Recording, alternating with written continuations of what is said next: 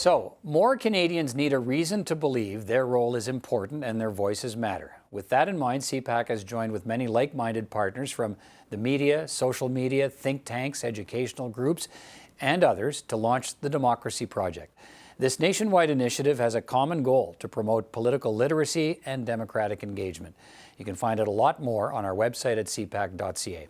But let's follow up now with two of the partners who have agreed to join us in this endeavor.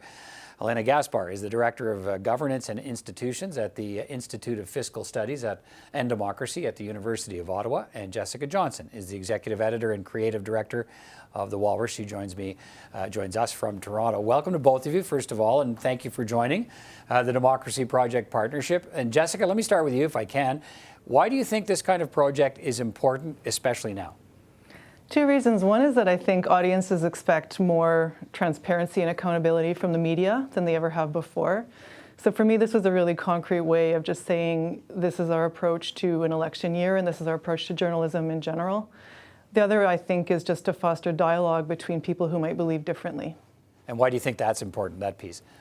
I think somewhere along the line, and especially in recent years, people of different opinions, political persuasions have stopped listening to each other. So I wanted to do some effort, and I think all of our partners agree on that, to just encourage conversation so that we're actually starting to listen to each other's opinions a bit more. Helaina, let me ask you, why did you think it was important to get involved in a project like this? Well, it's critical. It's funny, being at the University of Ottawa, we asked a political staffer, we said, what are your thoughts on the university? They said, you're 3 blocks away, you might as well be 100 kilometers away.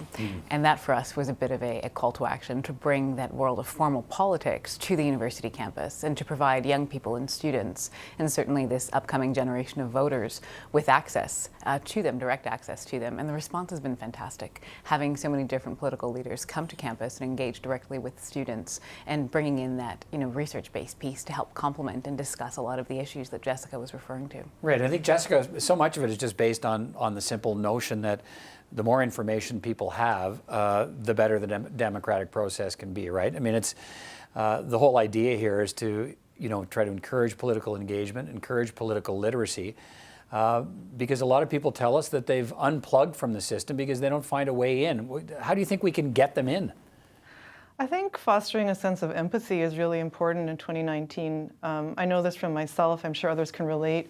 On social media especially, you're hearing people who think like you, echoing their messages. You almost have to work a little bit to try to expose yourself to views that aren't necessarily the ones that you want to hear.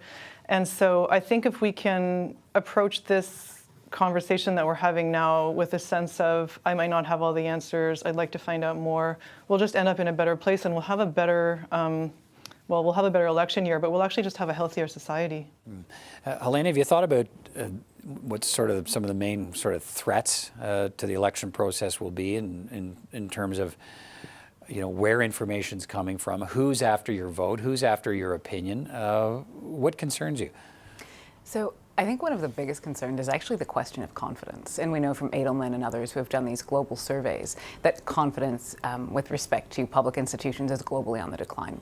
And that sort of mistrust or lack of confidence in our public institutions is a big challenge. And I think, just as Jessica said, the opportunity, I think, with this election is to put the information out there. And that's part of our role effectively as a think tank to help to be a bit of an arbiter, a neutral space that's certainly political but nonpartisan, and to bring that information to the fore and hopefully offer up information and different ways for people to make more informed choices. Jessica, the whole notion of an arbiter and someone who can sort of be a place to allow people to go to find reliable information. How big of an issue is that going to be in this campaign? Do you think this battle between the role of traditional journalism and the challenges we're going to see with fake news and disinformation and misinformation largely on social media platforms? Well, the media has really been challenged, and I think it starts to the election of Donald Trump to justify its existence, but also to defend its accuracy and integrity.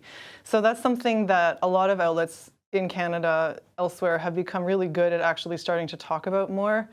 I think Another thing we need to think about is just providing information to the public about what's actually happening, so that we understand when some process comes up in the election, when there's a challenge, when there's an issue, that we're doing our job as the media to reflect and inform society on what's going on.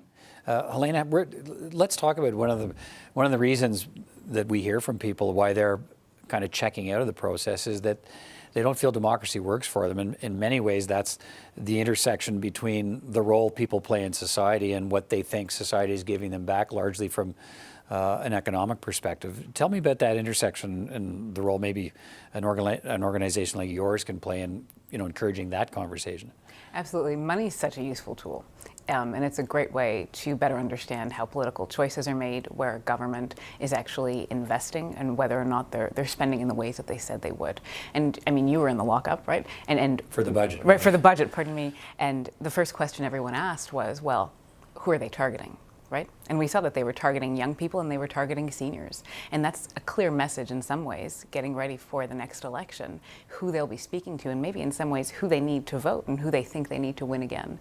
And that's why money's helpful, just watching the number and quantification of those promises to those different groups. And we saw too, one of the biggest line items in the budget was to compensate for Phoenix. And so that is a problem. The broken federal pay system, right? Completely. Yeah. Okay. Jessica, let me, if I can, end on you. What would be what would be success for you in something like a democracy project? What would you turn to? What would you look at to say, this was worth doing and this paid off, this made a difference? I think it's a new kind of collaboration between different media outlets. Traditionally, we were, real rivals about everything, think tanks, government institutions. To try to really bring the conversation about the democratic process to the forefront, not who's right, not who's wrong, not who should you vote for, but actually look at who we are as a society and how we want to be governed, how we want voting to work. That is directly coming out of certain specific challenges that are just in the market right now. So I think success would feel that we have a fair and open system. Okay, well, listen, I want to thank you both for your time today. There'll be lots to talk about in the weeks and months ahead as we travel down this road, all with the same objective in mind. But thank you both for your time today. Appreciate it. Thank you, Thanks for Peter. having us.